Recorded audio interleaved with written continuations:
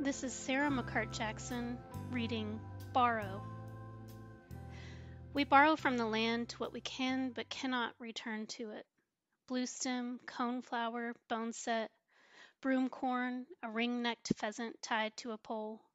A flat stretch of land we strip and tar and pave. A creek that gets deeper as it downrivers, its edges spoiled with runoff. We collect seeds from the sunflowers and sew them like quilt pieces. A little scrap of prairie rose here, scrap of meadowlark feather there. Tamp down the soil with plodding hooves, steel-toed boots. Listen as the tall grass rattles its dry stems. Cottonwood leaves quake as they remember mountain lakes. Listen to the grain truck rumble the highway. We startle at the deer who startle at our footsteps. A tree frog croaks from its hard dark hole in the otherwise empty change slot of a vending machine.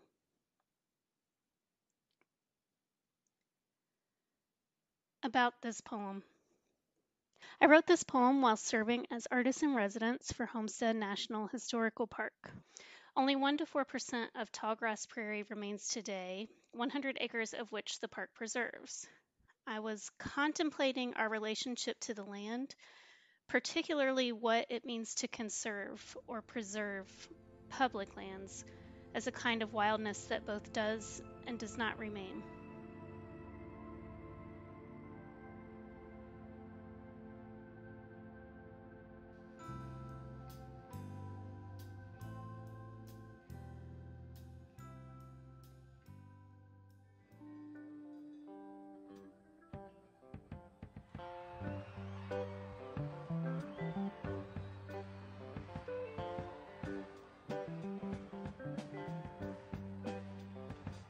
Greetings, everyone, and welcome to a second edition of Dead Box, where we talk about our favorite Grateful Dead releases and other things related to the Grateful Dead. My name is Ryan. And I'm Chris.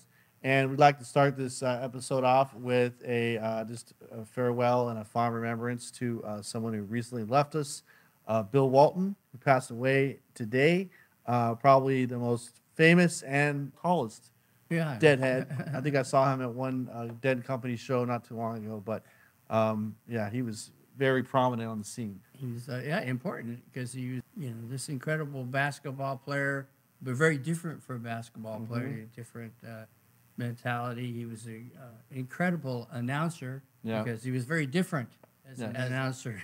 His catchphrases, he's not Chick Hearn, but he had a lot of throw down, big man. Just a really, really good representative of everything he did. If he was if he's going to be a basketball player, he's going to be the most out there basketball player. He's going to be an announcer and that. And I think what a great calling card for Dead fans. He was the total package. Yeah, and he was. So we want to dedicate this episode to him. Absolutely. We're going to talk this week about, it is like the 50th anniversary of, probably in my opinion, as a big time Deadhead fan or whatever. One of probably the best years, because this was 50th anniversary 1974, so it was a year before the Dead went on hiatus, but it was also a year that they had toured a little bit with their Wall of Sound, which they had, I don't know how much you know about the Wall of Sound, but they had their sound engineer, Owsley Stanley. Crazy man. Yeah, who'd originally funded the band through sales of LSD. Yeah. He wanted to develop a sound system that's just a phenomenal way of broadcasting any live band, so that wherever you were, you can hear them, and even if it was a mile away, you can still hear them. So it was a thing so gigantic and huge, they had to move it around. They'd have several days to set it up and take it down. And so if you are near a computer, please look it up. It's pretty crazy. It's not something that you're seeing today at all, but it was a big thing in its time. So we have here a representation of one of those shows, and this is a new-ish release on vinyl, Dick's Picks Volume 12, and it is from, it looks like Providence, Rhode Island, and Boston, June 26th and June 28th. So Dick's Pick series. I remember when these came out on CD. Do you remember when they came out on I CD? the first one, Bond 1. Yeah. So, I really wasn't that connected to the Dead. So the combination of the first Dick's Picks and hearing Here Comes Sunshine, and then getting so many roads out of the little box thing, and I was saying, dang, these guys are better than just the 2 albums, that I have. And it just launched me in this trajectory of songwriting and performances. Because you would have like the tapes, so we'd have the tapes, and then later on everything became kind of digitized and streamed online. But it was cool to have the CD because it's kind of sanctioned by the band. Yeah. Dick Lotvala was originally a fan who became the keeper of the vault for a while, and he'd have these favorite shows that he would put out. Some of these are starting to come out on vinyl. This company is Real Gone Records, and I think they're based in Southern California. So they've been putting these out. So they have the first one came out, the second one, and now you have Volume 12, which is it's a great show. So just to kind of look at it, it's not complete shows for this one, so it is 2 different shows. But I think the highlights for me is you always have China Cat Sunflower, I Know You Writer, which is a pretty great jam. Yeah. But if you were to ask any fan, if you go to further down, you have like a almost 45-minute jam out of a song that we talked about recently on our Wake of the Flood episode, Weather Report Suite, which after that you get like a 21-minute jam, and then it goes into like 10 more minutes after that. Wow. So it's pretty crazy. The Dead of this time had the one drummer. They had a keyboard player who was more onto like either straight piano or electric piano. So a lot of what you hear in this period is very jazzy. Yeah. Right? So have you heard anything from 74? Oh yeah. And I really like that era, 72, 74. A lot because of the piano. Yeah. Because they were able to some old rock music, that was sort of the standard. You have the Stones with Nicky Hopkins. Yeah. The Who with Nicky Hopkins. Right. Everyone's John Lennon's with Nicky Hopkins, because that sound of that piano up against rock guitars is it's sort of a standard lineup. And later on, when they'd have more than one keyboard player, or kind of the Brent Midland, in the 80s. The tones that he would use on some of his electric instruments didn't seem to mesh with rock music. It was like, it was popular at that time. People would use this kind of thin, wavery sound, and even like Vince Welnick. Yeah. So it's what they chose for the sounds to play up against them always seemed a little thin. Sure. Or it just lacked energy. They were all good players. Yeah, but they had like MIDI too, so they had like a lot, and even Jerry was using like they when MIDI was basically a way where you can just plug any instrument in and make it sound like a flute, for example, or and Jerry would do that, and he'd sound like a jazz player, like a true jazz player. But then that had the keyboards, and maybe it kind of didn't translate well the whole time that they were doing that live. I think they played for many years. Yeah. I think Jerry's like he had already done this. Yeah, and so what is these new? He's interested in new stuff, and So that instrumentation, I can immediately, whenever something new comes on, I go, okay, that's from this keyboard era. I go, oh man, I don't like that sound at all. I wish they'd stop playing or. See Dylan Box, Dylan and the Dead. Yeah, exactly. For reference, you can go back and search that one. There's an exact correlation.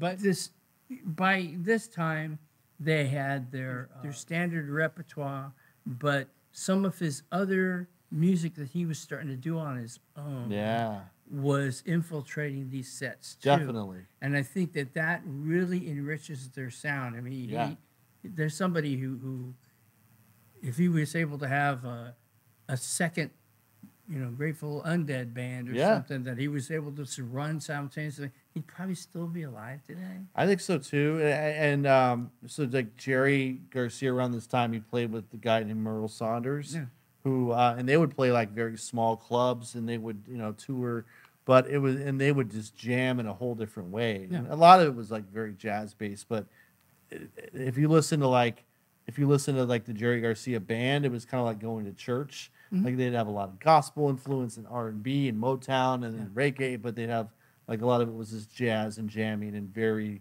separate from what the Grateful Dead was. Right, and he was, because it was such a big business, and he had so many people that depended on him.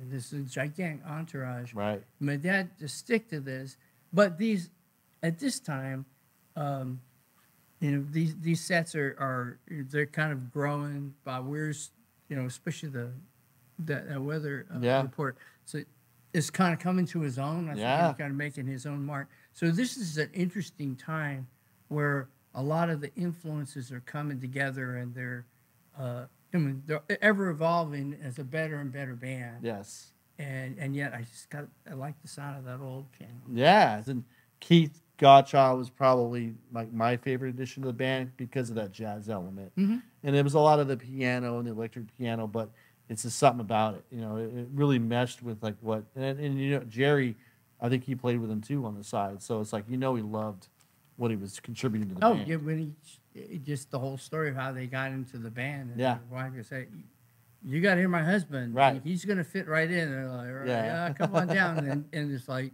Jerry's like tripping out. Yeah. This dude he's perfect. This is a lot more jamming than like vocals. So it's like that's kind of what you're getting, representative of this era. But then I believe like 4 or 5 months later, they went on hiatus. They played like their last couple shows at Winterland Arena, and then they kind of hung it up for about a year and went on a hiatus, and then they came back as kind of a different band. So, you're seeing like it's, 72, 74, like you said earlier, that's a great era for the band. If you want to hear like primal, Grateful Dead when they're just gelling really well. The 2 drummer thing I always liked, but like you really see how good of a drummer Bill Kretzmann was too on this kind of stuff. Because he has so much variety in his playing, and he can articulate where they're going, especially in this era. I mean, it's for some people, the rock people who don't like the Grateful Dead, it seems like they're not like rock enough or something. Yeah, and it's an odd. Well, it's not odd. I understand it, because if it's 1974 and they're listening, I don't know, Black Sabbath or something. Yes, different. They're going to be different. But listen to the Warlocks. Yeah. Go back in time and listen to, they were a heavy sounding band, but that's not how they had to end up. Yeah. And thank goodness they found some other ways to articulate their sound. In the jams, like, they get kind of scary at points. Like there's also something here called Sea Stones, which is something they did between sets where they had like a synthesizer, and it was Phil Lesh and another guy, and they were really crazy sound, like really like, they worked that into their sets.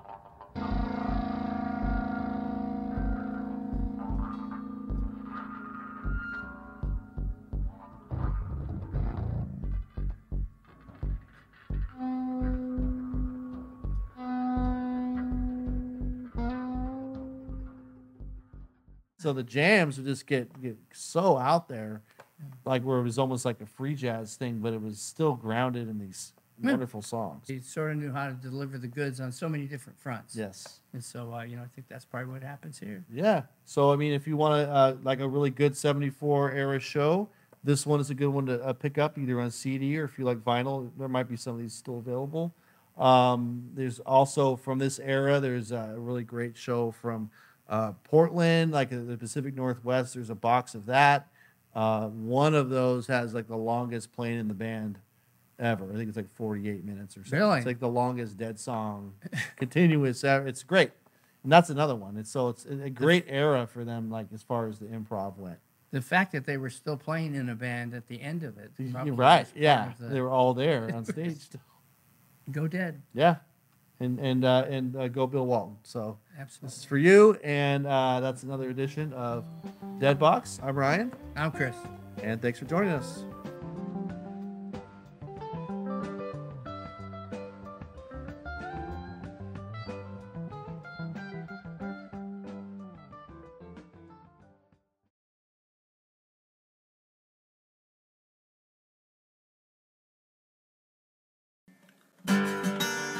What you call the pain, I call weeding out.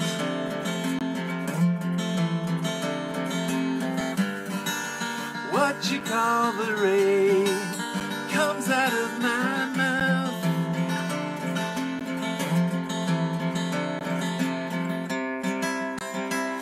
Fuzzy sun, it gets you on my one.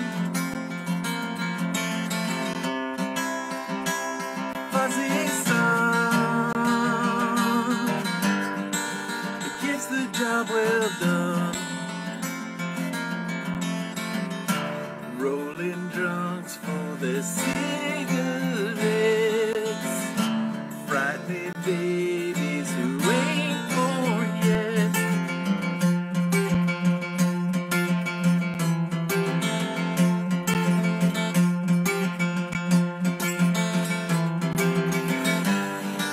You feel I passed you by, you feel like you've been wrong.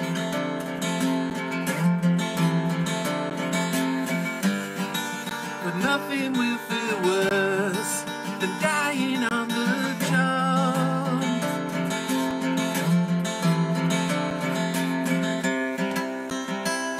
Fuzzy sun, you have come undone.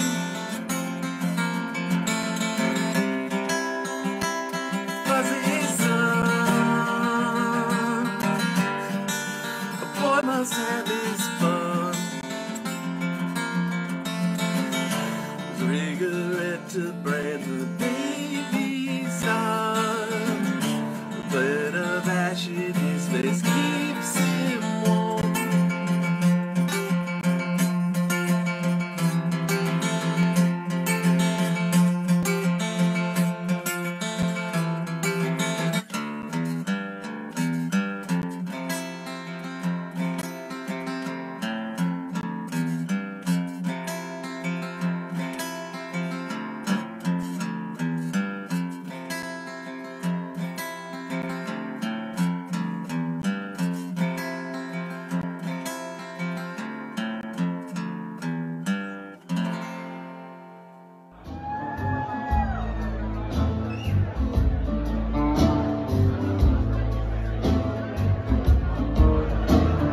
If I had a gun for every ace I have drawn, I could arm a town the size of Abilene. Don't you push me, baby, 'cause I'm all in love. Well, you know I'm only in it for the gold.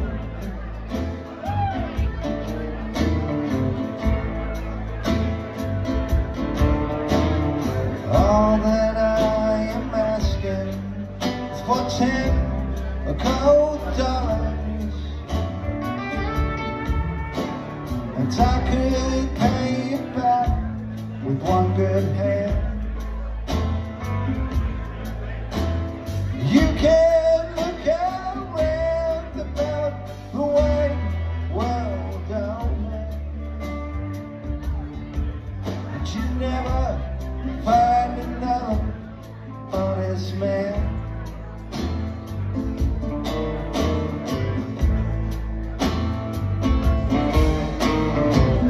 Last bad deal in the country, last bad deal in the town. Put your gold dollars where your love is, baby, before I let my tears go down. Go down.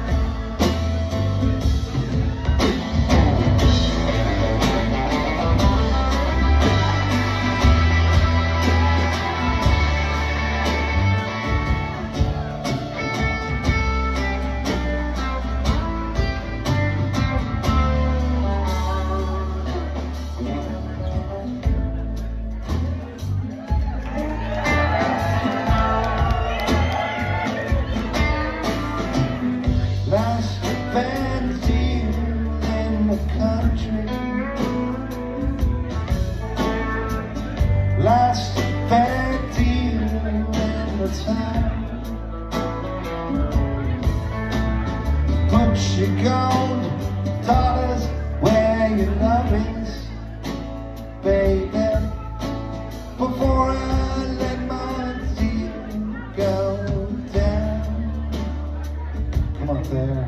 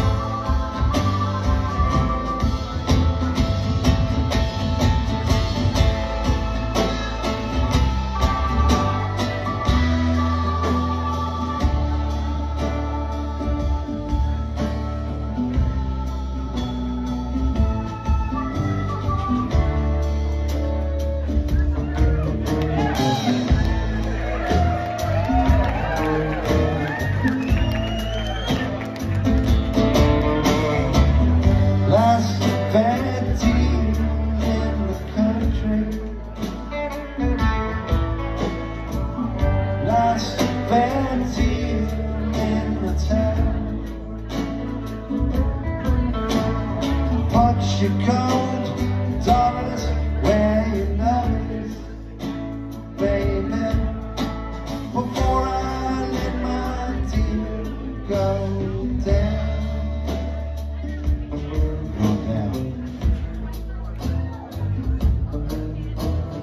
Don't you push me, baby, 'cause I'm moaning low. Well, I know a little something you might never know.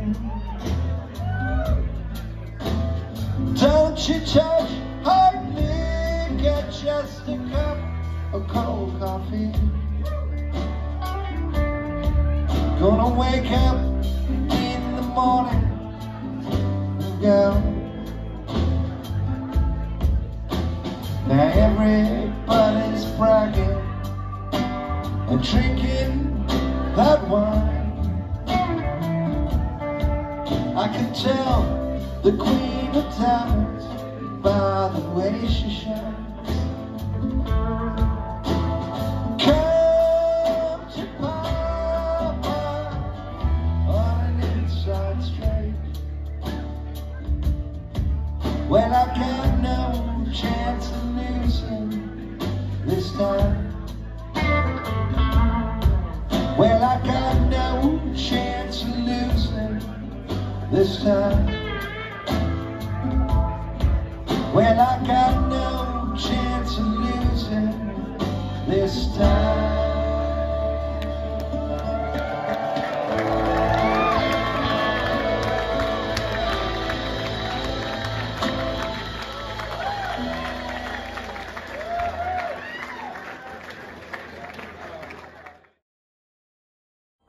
Up and down and up and down and up and down and up and down and up and down and up.